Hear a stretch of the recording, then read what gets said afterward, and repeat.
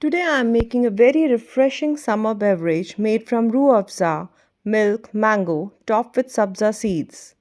Originally from South Asia, the mango and its milkshake variation have traversed continents adapting to local tastes. Beyond its taste, the mango milkshake carries cultural significance in many countries, symbolizing hospitality, celebration, and joy of sharing. For this, I took ripe mangoes, soft and sweet, chop them fine, mix it with milk, ruabza soaked basil seeds, and condensed milk. A lovely mix, so smooth and rich. Pour it out nice and chilled. A glass of mango milkshake is my favorite summer cooler.